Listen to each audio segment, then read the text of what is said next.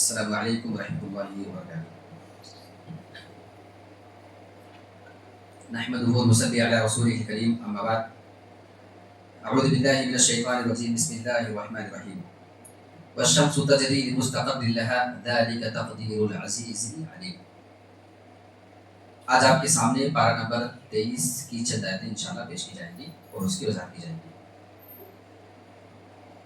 سورہ یاسین میں اللہ رب العالمین نے سورج اور چاند کے بارے میں بڑی بہترین ہمیں جانکاری دی ہے۔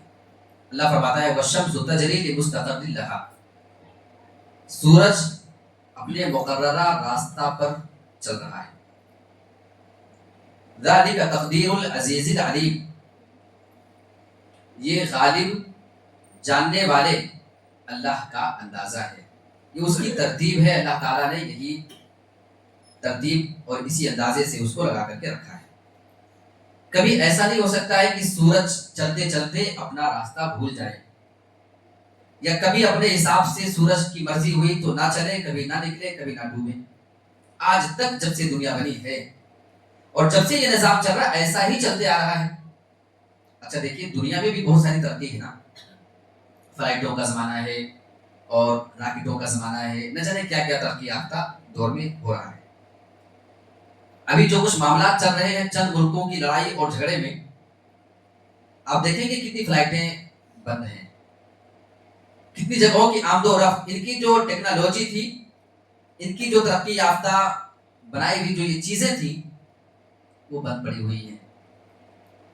لیکن اللہ رب العالمین کا جو نظام ہے، کبھی ایسا نہیں ہوا دنیا میں لڑائی ہو جائے، جھگڑا ہو جائے، برپا ہو جائے، ہنگامہ ہو جائے، کچھ بھی ہو جائے، سورج کو نکلنا ہے تو نکلنا ہے اور جہاں سے نکلنا ہے وہی نکلنا ہے۔ ایسا نہیں کبھی ہوتا کہ صاحب دیکھو سورج آج پچھم میں آ کے ڈوب گئے ہو، تھوڑا بڑا گڑبڑ معاملہ ہے، کام کو یہیں سے نکل کے وہیں چلے جانا پھر کل، ایسا نہیں ہوتا۔ کیوں جانتے ہو؟ ذالک تقدیر العزیز العلیم، اللہ نے کہا کیونکہ یہ اللہ کا اندازہ ہے بھائی، اس میں کوئی کچھ نہیں کر سکتا ہے۔ دنیا میں انسان کچھ بنائے تو اس میں کچھ کیا جا سکتا ہے۔ آگے اللہ نے چاند کے بارے میں بڑی بہترین بات کی ہے، والقمر قدرناہ منازل حتی عاد کالعرجون القدیم، اور ہم نے چاند کی منزلیں مقرر کر دی ہیں۔ چاند کی ٹوٹل 28 منزلیں اللہ تعالیٰ نے مقرر کر کے رکھی ہیں۔ حتی عاد کالعرجون القدیم، جب چاند بالکل ڈوبنے کے قریب ہو جاتا ہے، جب اس کا آخری ٹائم چل رہا ہوتا ہے، اس کی شکل کیسی ہوتی ہے اللہ تعالیٰ نے اس کو قرآن میں بتا دیا ہے۔ کھجور کی سوکھی ہوئی پرانی لکڑی کی مانند ہو جایا کرتا ہے۔ جب وہ بالکل قریب ڈوبنے کے ہوتا ہے، جب اس کی مدت ختم ہونے کو ہوتی ہے تو اس کی شکل اور صورت ایسے ہی بن جاتی ہے جیسے کھجور کی بہت پرانی سوکھی لکڑی اور ٹہنی اس کی اسی حال میں بنی ہوتی ہے۔ چاند کے بارے میں اللہ رب العالمین نے یہ بتا دیا ہے، چاند کی منزلیں ہم نے مقرر کی ہیں۔ آپ جب تحقیق کریں گے آپ کو معلوم چلے گا کہ چاند کی 28 منزلیں 28، اللہ تعالیٰ نے چاند کی 28 منزلوں کو بنا دیا ہے۔ ایک ہی دن میں چاند ایک منزل کو طے کرتا ہے، ایک دن میں ایک منزل ایک مرحلے کو طے کرتا ہے، اور اس طریقے سے 28 دن میں وہ 28 منزلوں کو طے کر لیا کرتا ہے۔ اسی بنا پہ آپ عربی تاریخ کو دیکھتے ہیں، کبھی عربی کا مہینہ 29 کا ہو جاتا ہے تو کبھی 30 کا ہوتا ہے۔ جانتے ہو یہ 29 اور 30 کا کھیل کس طریقے سے چل رہا ہے؟ اللہ تعالیٰ نے یہ ترتیب اس انداز میں بنا دی ہے، ایک دن میں ایک منزل، تو 28 دن میں 28 منزلیں چاند مقرر کر کے ختم کر لیتا ہے۔ اب اس کے بعد چاند ڈوبتا ہے، ڈوبنے کے یا تو ایک دن کے بعد نکلے گا یا 2 دن کے بعد نکلے گا۔ 28 دن چلا ایک منزل، 28 منزل پہ آیا تو اب ڈوب گیا۔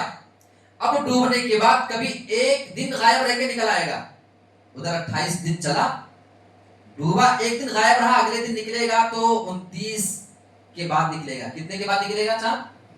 29 دن کے بعد۔ 28 دن تو یہ ہو گیا، ایک دن ڈوبا 29، اس کے اگلے دن نکلا تو مہینہ کتنے کا ہوا؟ 29 کا ہوتا ہے۔ اچھا 28 منزلیں چلتے چلتے ختم کیا، ڈوبا، اب 2 دن غائب رہ کے کبھی نکلتا ہے، ایک دن ادھر غائب رہا 29، ایک ادھر غائب رہا 30، اب نکلے گا تو مہینہ کتنے کا ہو گیا؟ 30 کا۔ جب یہ لوگ پریشان رہتے نا کہ یار اس بار عید پہ کتنے روزے رکھنے ہیں، پتہ نہیں 29 روزہ ہو کہ 30، کوئی کنفرم نہیں بتا سکتا، جانتے کوئی کنفرم بتا ہی نہیں سکتا 100%۔ اسی بنا پہ جس کو سفر کرنا ہوتا بھیا جو کچھ کرنا اسی حساب سے نکل جاؤ کہ 29 روزہ ہی پڑے گا. 30 پڑ جائے الگ بات ہے, لیکن 29 روزے تک پہنچ جاؤ, پتہ نہیں اگلی صبح عید ہو جائے کہ نہ ہو. یہ مغرب کے ٹائم ہی آپ کو پتہ چلے گا جب سورج کے نکلنے اور ڈوبنے کا وقت جو ہوتا ہے وہ چاند کا.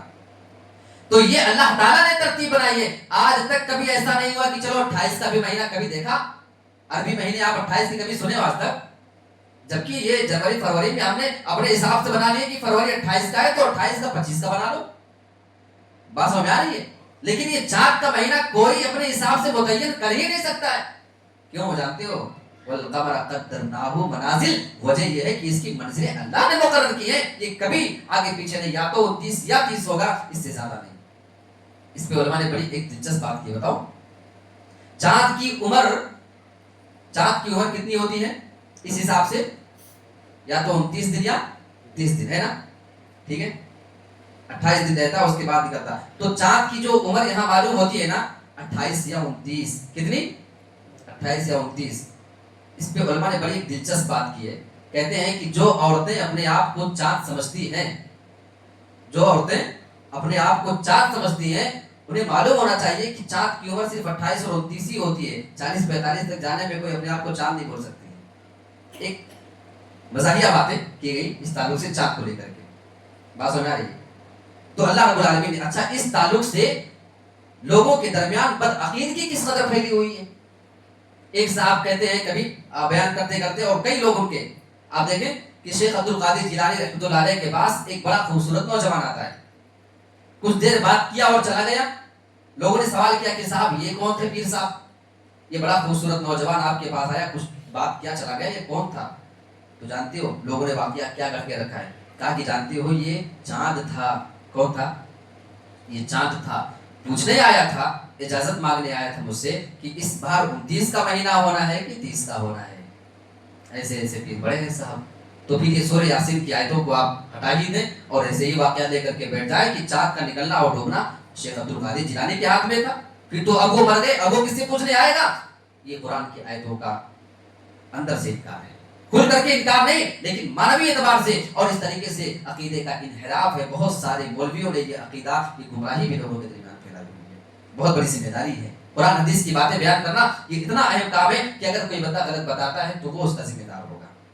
لہٰذا بہت بڑی ذمہ داری کا یہ کام ہے. اللہ فرماتا ہے کہ یہ سارے کے سارے ایسے چل رہے ہیں, وَكُلٌّ فِي فَلَكٍ يَسْبَحُونَ, یہ سورج, یہ چاند, یہ ایسے ہی چل رہے ہیں, اپنے رڈار میں, اپنے مدار میں چل رہے ہیں. ہر کوئی آسمان میں چلتے رہا ہے, تیر رہا ہے, لیکن آج تک کبھی ایسا نہیں ہوا کہ سورج چاند سے ٹکرا جائے.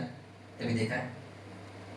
آج ہمارے یہاں فلائٹیں چل رہی ہیں, کبھی پتا چلا 2 فلائٹیں سامنے سامنے ہو گئی, حالانکہ ان کا بھی رڈار ہے, ان کا بھی ایک روٹ ہے ہواؤں میں, آسمان میں, لیکن ان کے بنائے ہوئے روٹ میں گڑبڑی تو آ سکتی ہے. اللہ فرماتا ہے یہ چاند اور سورج کو جو ہم نے بنا دیا نا, کبھی ایسا نہیں ہو سکتا کہ ایک دوسرے سے ٹکرا جائے. اتنے ستارے آپ کو نظر آتے ہیں, کبھی سنا کہ 2 ستارے ٹکرا کے نیچے آ گئے؟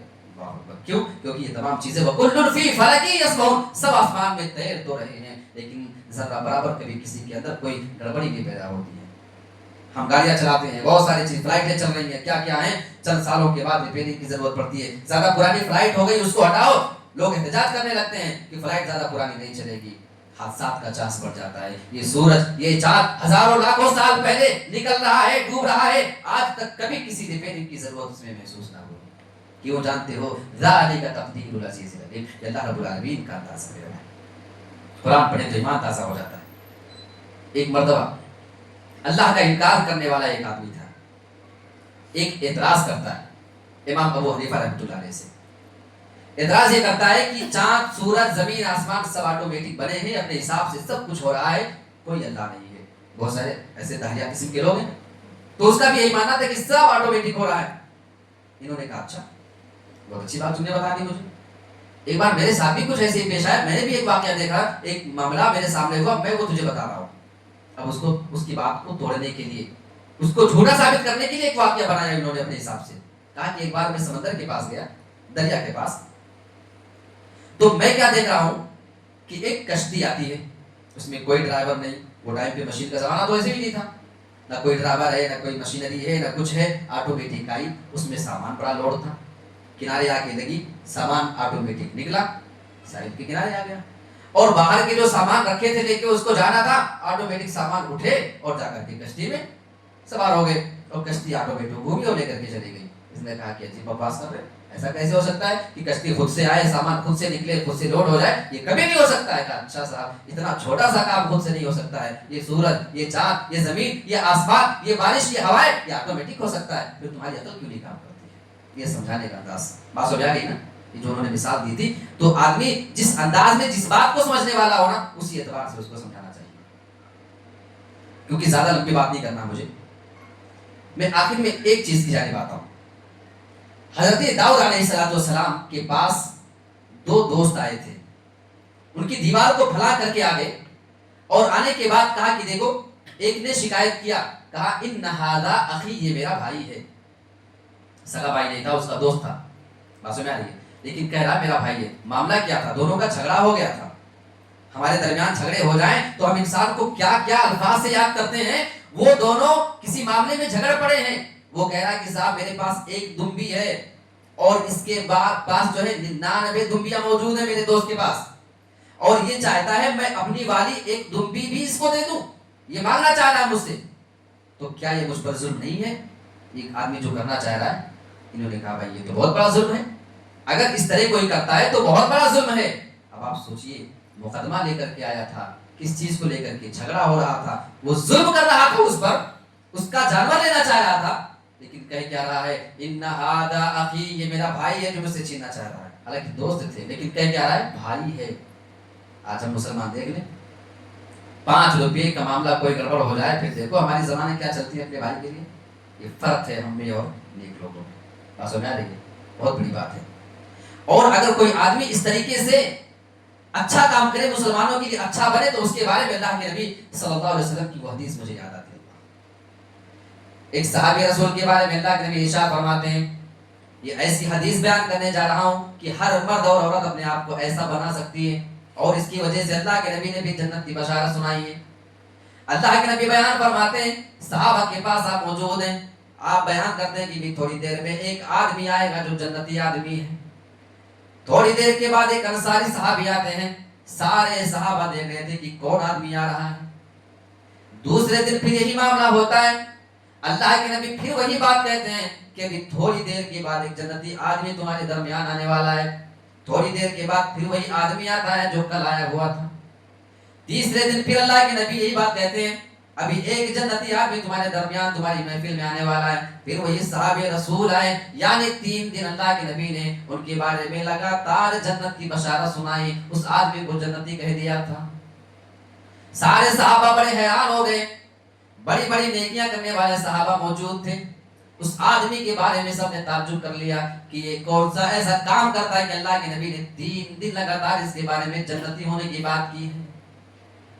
حضرت عبداللہ بن عمرو بن عاص اس آدمی کے پیچھے پیچھے چلے جاتے ہیں، اور وہ دیکھنا چاہ رہے تھے کہ یہ کون سا خاص عمل کرتا ہے جس کی وجہ سے اللہ کے نبی نے اس کو جنتی قرار دیا ہے۔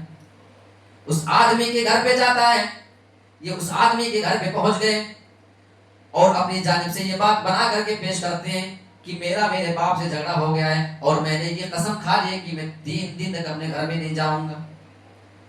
ان کا ارادہ یہ تھا کہ 3 دن اس آدمی کے گھر میں رہوں گا، اس کے عمل دیکھوں گا، اس کی عبادتوں پہ غور کروں گا کہ یہ کون سا خاص عمل کرتا ہے جو ہم نہیں کر پاتے ہیں۔ 3 دن تک اس آدمی کے گھر پہ رہتے ہیں اور اس سے اجازت مانگ لیتے ہیں، اس نے بھی اجازت آپ کو دے دی۔ 3 دن میں صبح شام رات میں اٹھ کر کے اس کی عبادتوں کو دیکھ رہے ہیں، چپ کے غور کر رہے ہیں کہ یہ آدمی الگ سے رات میں کون سی عبادت کرتا ہے۔ 3 دن تک رہ لیا، نماز یہ بھی پڑھ رہے ہیں، نماز وہ بھی پڑھ رہا ہے، تہجد گزار یہ بھی ہے، تہجد گزار وہ بھی ہے، ساری عبادتیں بالکل سیم آ رہی ہیں، کوئی بھی فرق، کوئی ڈیفرنس نہیں۔ آخر 3 دن تک جب انتظار کر لیا، جانے لگے، اس آدمی سے سوال کرتے ہیں، اے میرے بھائی، میں حقیقت میں تمہارے پاس تمہاری نیکیاں دیکھنے آیا تھا، کیونکہ اللہ کے نبی نے تمہیں 3 دن لگاتار جنتی کہا تھا، میں دیکھنا چاہ رہا تھا کہ تم الگ سے کون سی نیکی کرتے ہو۔ میں نے تو تمہارے اندر کچھ خاص نہیں دیکھا ہے، جو کام میں کرتا ہوں وہی کام تو تم بھی کیا کرتے ہو، پھر تمہاری الگ سے فضیلت کیوں بیان کی گئی؟ اس آدمی نے اپنی ایک الگ پرسنل بات بتائی تھی، اپنی ایک بہت بڑی نیکی کی بات بتائی تھی، اور وہ بہت چھوٹا سا جملہ ہے، اگر ہم چاہیں تو اپنے دل میں اس کو بھی اتار کر کے عمل کر سکتے ہیں۔ اس آدمی نے کہا تھا میں کسی بھی مسلمان کو کبھی بھی دھوکہ دینے کی نیت اور اس کا ارادہ نہیں کرتا ہوں کہ کسی مسلمان کو دھوکہ دے دوں، ایک یہ کام، ولا احسد احدا، اور میں کسی بھی آدمی سے کبھی بھی حسد نہیں کرتا ہوں، کسی سے مجھے کبھی جلن نہیں ہوتی ہے، اگر اللہ نے کسی کو نواز دیا ہے تو میں اس کی نعمتوں پہ جلتا نہیں ہوں، میرے دل میں اس کے لیے جیلسی نہیں۔ انہوں نے کہا بس یہی یہ تمہاری نیکیاں ہیں جس کی وجہ سے اللہ کے نبی نے تمہارے لیے جنت کی بشارت سنائی تھی، تو کوئی بہت بڑا کام ہے یہ۔ ارے کسی سے چلو نا، کچھ بھی ملتا رہے اس کو، اور کیا کرنا، کسی کے لیے کچھ غلط نہ دل میں رکھو، اس کو نقصان پہنچانے کا کچھ نہ رکھو، اتنی آسان سی چیز، اور اللہ کے نبی نے 3 دن تک ان کو جنت کی بشارت سنائی تھی۔ یہ چند آیتیں میں نے آپ کے سامنے رکھنے کی کوشش کی، اللہ تعالیٰ ہم تمام لوگوں کو ایسی آیتوں پہ غور کر کے عمل کرنے کی توفیق عطا فرمائے، آمین۔ والسلام علیکم ورحمۃ اللہ وبرکاتہ۔